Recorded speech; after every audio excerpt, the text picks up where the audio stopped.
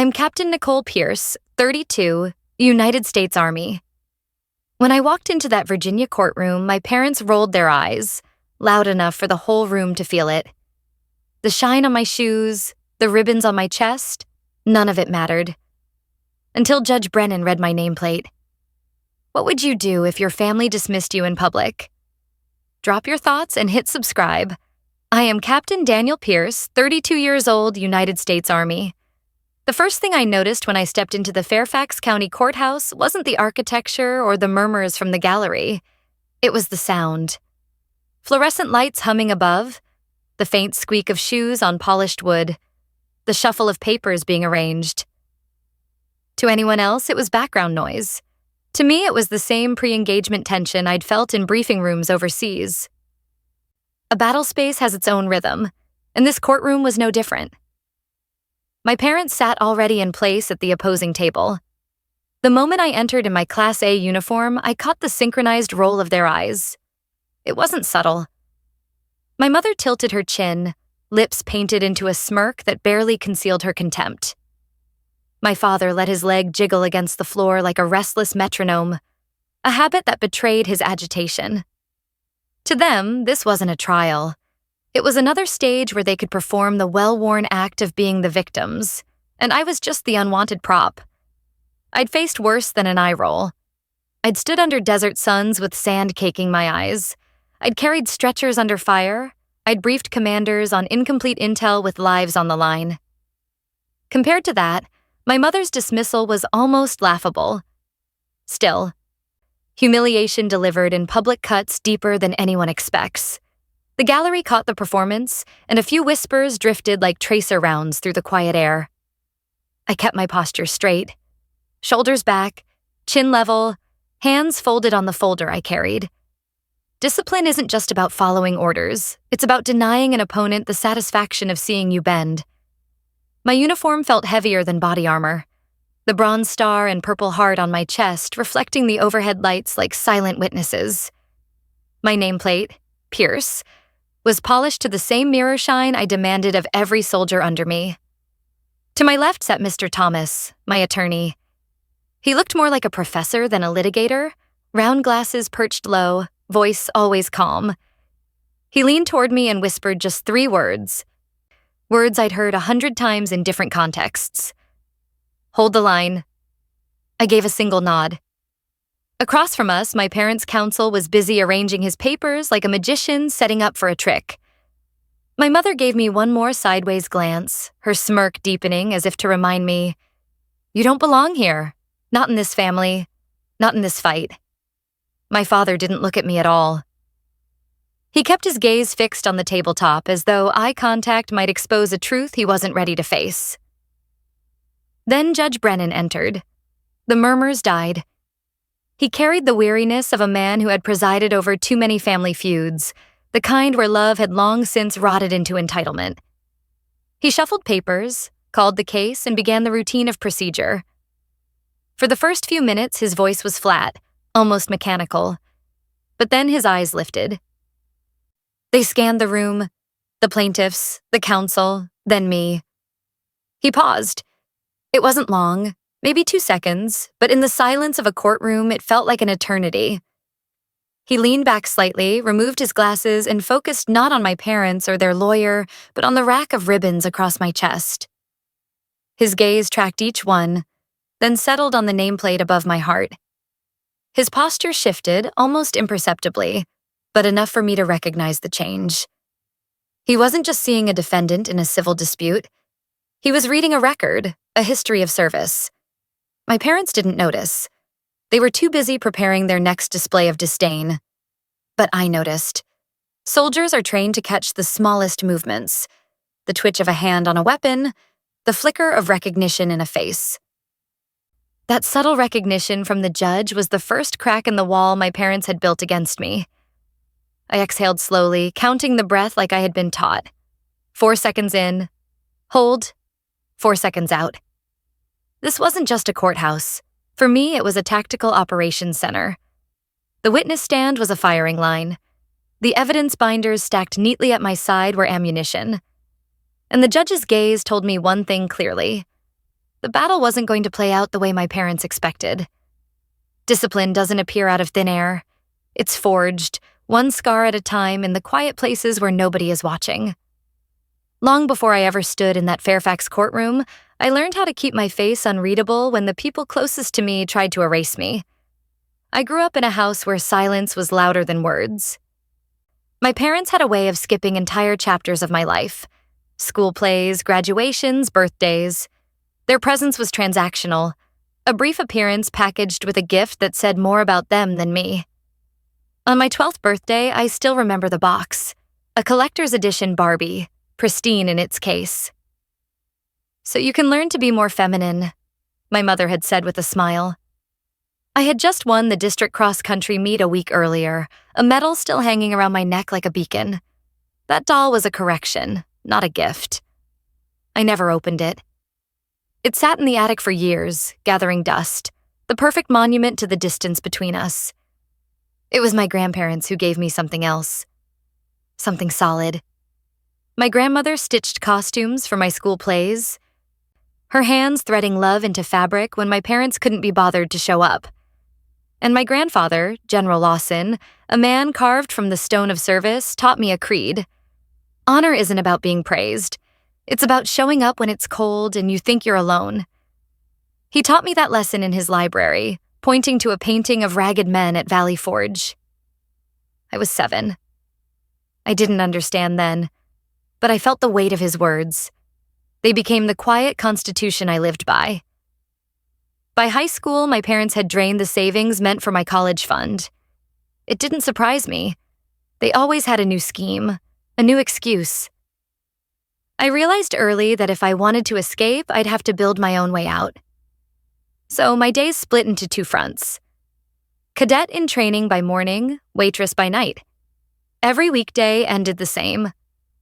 School bell at 3, sprint to the diner by 4. Apron tied, shoes sticky with grease. I carried trays until my arms trembled. My shift ended at 11, but exhaustion wasn't an option. Back home, I traded the smell of fryer oil for textbooks spread across my desk. I studied until my eyelids felt like they were weighted with lead, knowing the alarm would tear me out of bed at 5 sharp. Then it was running miles in the dark streets, push-ups until my muscles burned, training like West Point's gates were a finish line waiting for me. That routine carved steel into my bones. But it wasn't unbreakable.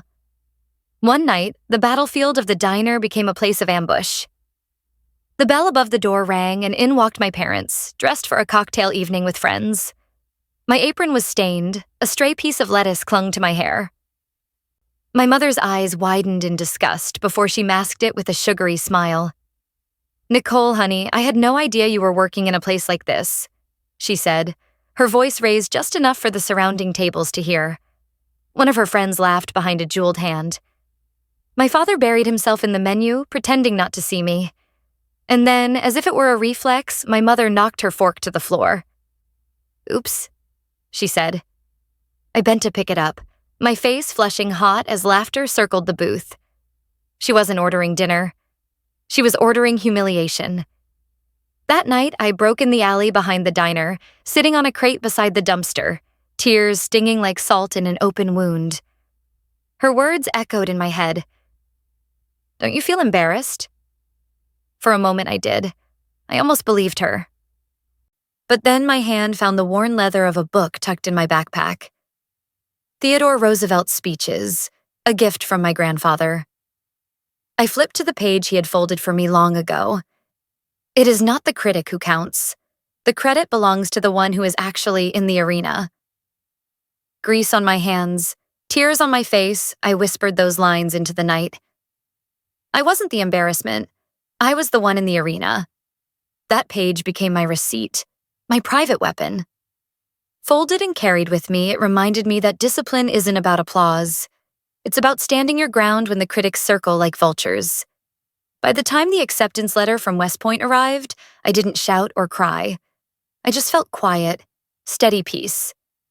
I'd built my way out. No thanks to them. Only thanks to the lessons of a general who had never once left me standing alone. Years later, the battles I fought weren't in diners or classrooms. They were in barracks, on training grounds, in operations centers.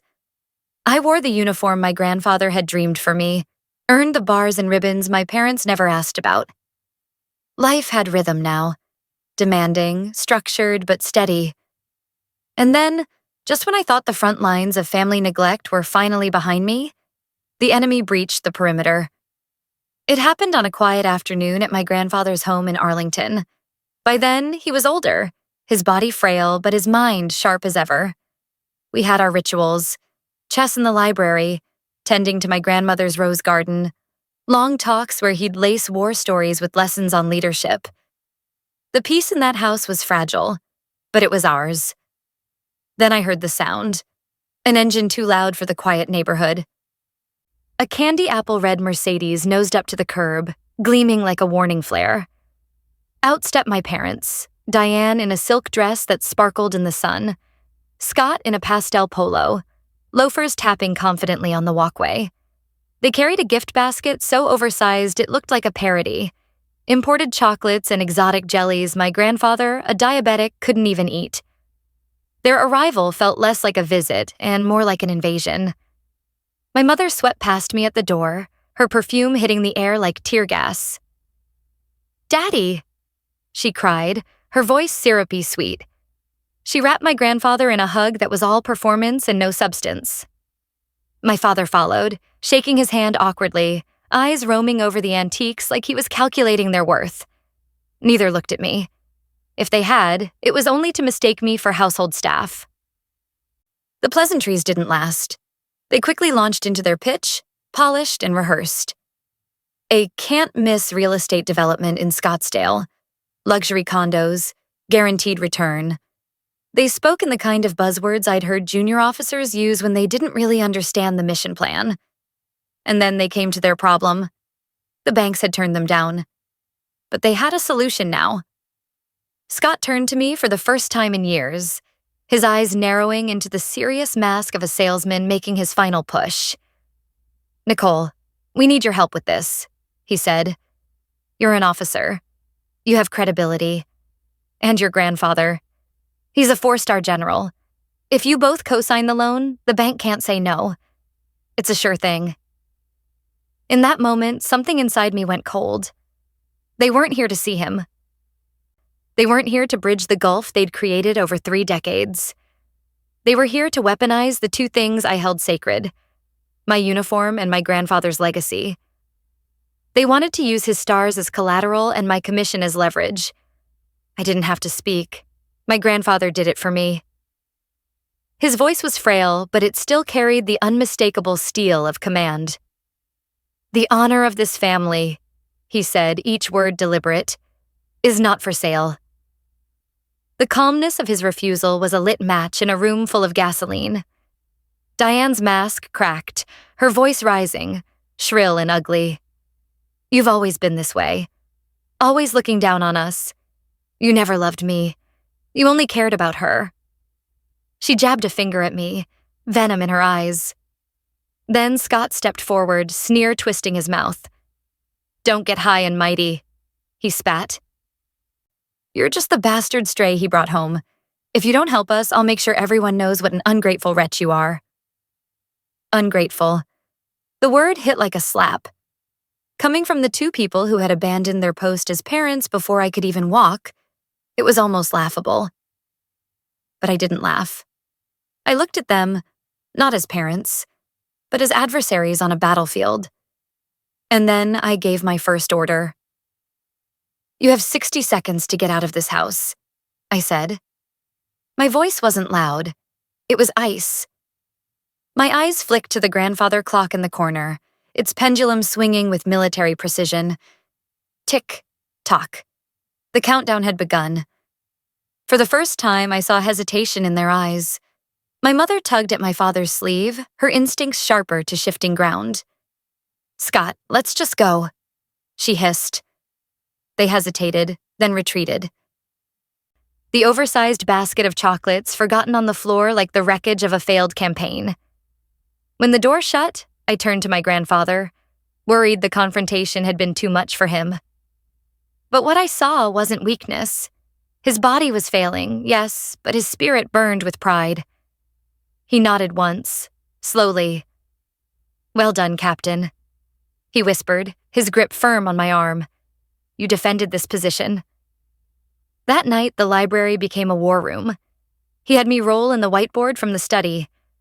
At the top, in shaky but deliberate handwriting, he wrote, "Operation Legacy. Under threats, Diane, Scott. Their counsel. Under assets, Mr. Thomas. Evidence, witnesses." "This is no family squabble," he said. "This is a campaign, and you are my intelligence officer." I opened a new folder in my notebook, tabbed and organized like any mission log. The war they wanted, they were going to get. Only this time, the battlefield wasn't theirs to control.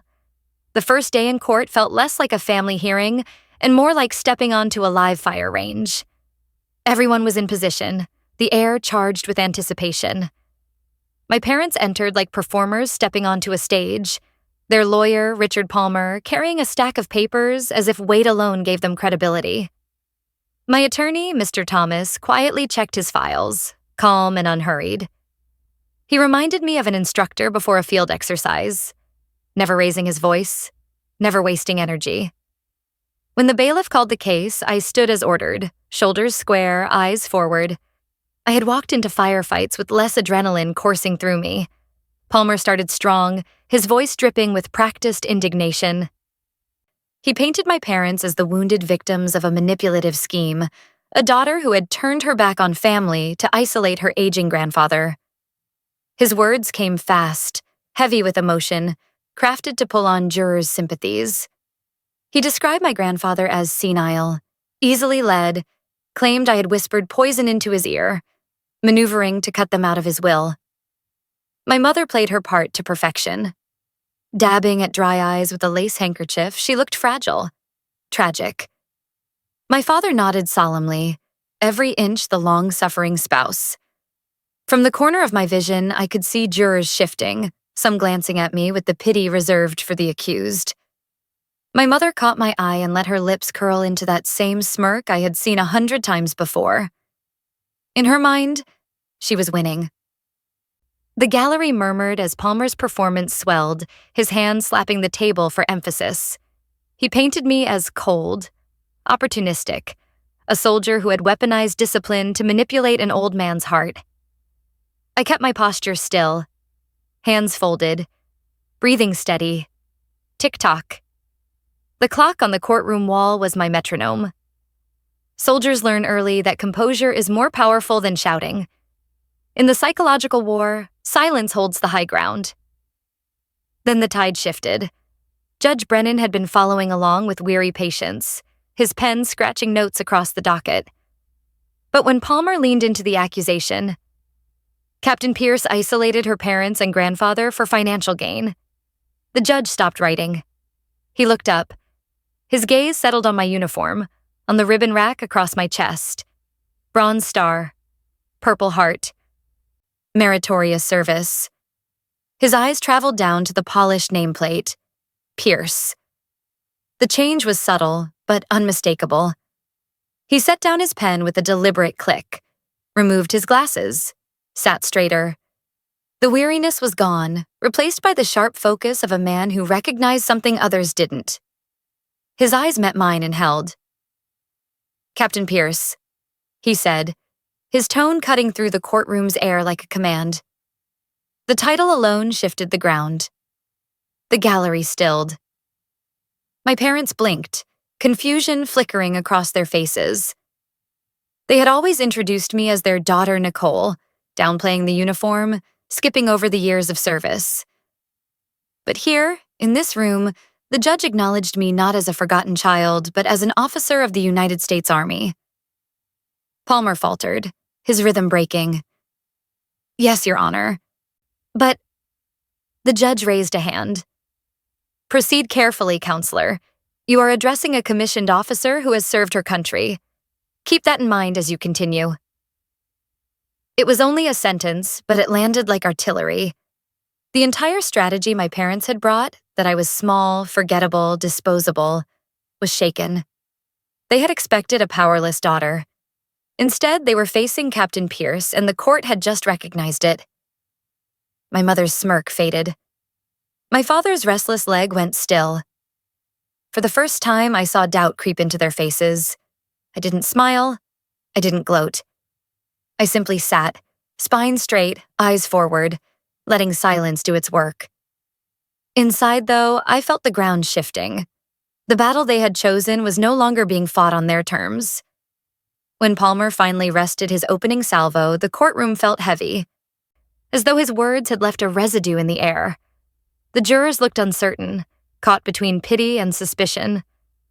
My parents straightened in their seats, smug in the belief that their story was holding. That's when Mr. Thomas stood. He didn't raise his voice. He didn't pace or gesture wildly.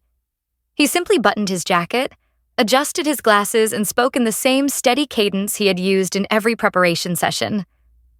"Ladies and gentlemen," he began, his tone calm, almost professorial. "This case is not about feelings. It is about facts." Behind him, the courtroom projector flickered on. The first slide appeared. A simple bar chart, nothing flashy. "This," Mr. Thomas continued, "is a record of visits to General Lawson in the last 5 years of his life. According to caregiver logs, Mr. and Mrs. Morrison visited 3 times. Each visit lasted less than an hour. 3 visits in 60 months. The chart was devastating in its simplicity. My parents' bars barely visible on the axis. The jurors leaned forward, eyes narrowing. Palmer shifted uncomfortably in his seat. The next slide clicked into place. A summary of financial records. Over the same period, Mr. Thomas explained, General Lawson provided more than $500,000 in support to the Morrisons, vacations in Hawaii, lease payments for a BMW, annual dues at the Scottsdale Country Club, all documented, all paid directly from his accounts. He paused, letting the silence stretch. "Does that look like alienation to you?" The room shifted. My mother's carefully composed expression cracked, her cheeks blotching red. My father dropped his gaze to the table, jaw clenched. Then came the witnesses. First, the primary caregiver, a woman in scrubs, stepped forward. She testified in clear detail, her voice firm, describing my grandfather's sharpness until the very end. He read the paper every morning, corrected me if I mispronounced a headline. He was anything but senile. Next, his physician. "Cognitively sound," he said, his hand resting on the file in front of him. "Capable of making his own decisions, even in his final weeks." Finally, a retired 2-star general, a colleague of my grandfather's, took the stand. His uniform wasn't required, but his bearing spoke for itself. I discussed strategy with Bill Lawson 4 months before his death. His mind was as sharp as any officer half his age. Palmer tried to object, his voice rising. "Your Honor, this is irrelevant." Judge Brennan cut him off. "Overruled. Proceed." And then came the move even I hadn't expected. Mr. Thomas called the judge himself as a witness. A murmur rippled through the courtroom, but Brennan nodded, understanding. He stepped down from the bench, removing his robe, and took the stand as Colonel Marcus Brennan, United States Army, retired. "I met General Lawson at a national security forum," he testified. "We debated counterinsurgency strategy for nearly an hour. He was formidable, incisive. The suggestion that he was easily manipulated is not only false, it is insulting." The jury absorbed every word. I sat perfectly still, my hands folded, my breathing steady. Silence was my weapon now. Finally, Mr. Thomas approached the table where the carved wooden box sat, the one my grandfather had entrusted to me. He opened it carefully, revealing a stack of letters tied with a faded blue ribbon. "These are letters written by Diane Morrison as a teenager," he explained, unfolding one with deliberate care. His voice carried steady and clear as he read aloud. "I hate this house. I hate this family. I can't wait to turn 18 so I can leave and never look back." Another letter. "Don't expect me home for Christmas. I'd rather be anywhere else than in that miserable house." The courtroom went silent. My mother's face turned ashen, her hand trembling as she reached for her glass of water. The juror's eyes cut toward her, sympathy evaporating into suspicion. "Mrs. Morrison," Mr. Thomas said, his voice precise as a scalpel. "It seems your sense of alienation did not begin with your father's alleged mistreatment in recent years. It began long before my client was even old enough to speak. Is that correct?" My mother stammered, unable to form a coherent reply. The damage was done. Palmer's strategy had collapsed under the weight of receipts, logs, statements, testimony, and her own words from decades ago. When the defense rested, the judge returned to the bench, robe back on, but his eyes sharp as a commander delivering a reprimand. "This court finds the plaintiff's claims to be frivolous and baseless," he declared. "Not only are they dismissed, they are dismissed with prejudice. Furthermore, given the deliberate deception attempted here, the plaintiffs will pay all court costs and the defendant's legal fees." The gavel struck like a rifle shot. My parents froze, their confidence gone, their expressions hollow. My mother's hand trembled against her lap. My father's restless leg was finally still. The gallery buzzed with murmurs, but all I heard was the steady tick of the clock. I didn't move. I didn't gloat. Soldiers don't celebrate in the middle of a field. We hold our bearing until the mission is complete. And the mission here was simple: defend the honor of the man who had raised me and the uniform I wore. That mission had been accomplished. The courtroom emptied slowly, the murmur of voices echoing off marble walls. I walked out beside Mr. Thomas, my steps steady, uniform still crisp despite the hours. The verdict was final, the mission complete. But battles don't end with a gavel strike. There's always the after action, the moment when the defeated try one last desperate push. In the corridor, I felt a hand clutch my arm. My mother's. Her mascara was streaked. Her composure shattered. For the first time in my life, her voice carried no scorn, only panic. "Nicole, please," she sobbed, her words tumbling over each other. "I'm sorry, I was wrong, but I'm still your mother. You can't just do this to me."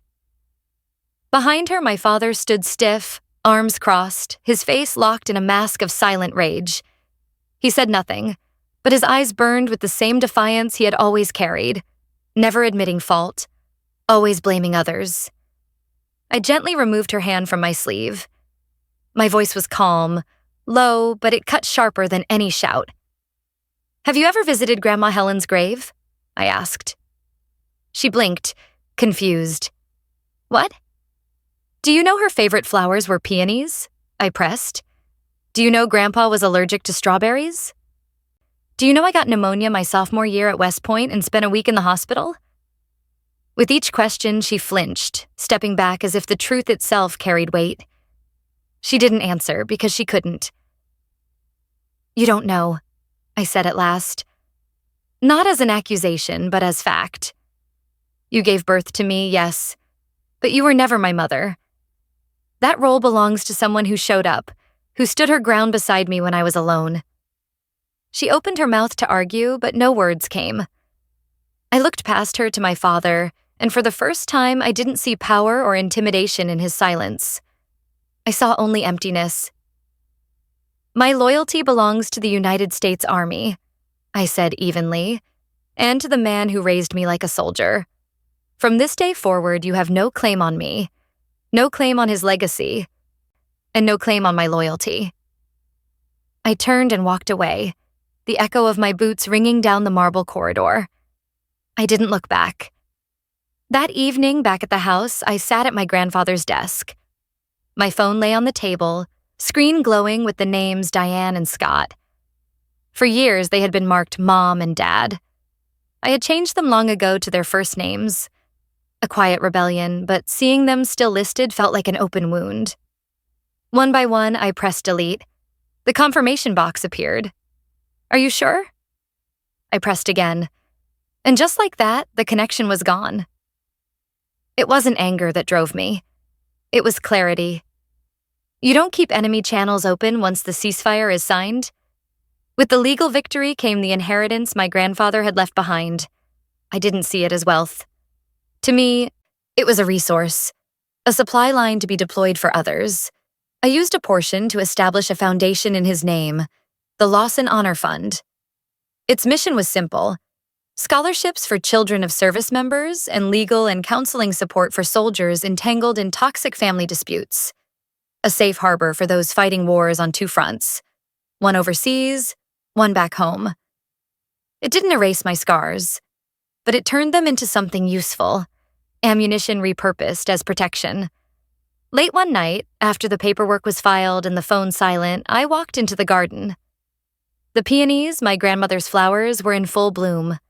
Their petals swayed in the evening breeze, heavy and soft, yet unyielding against the weight of summer rain.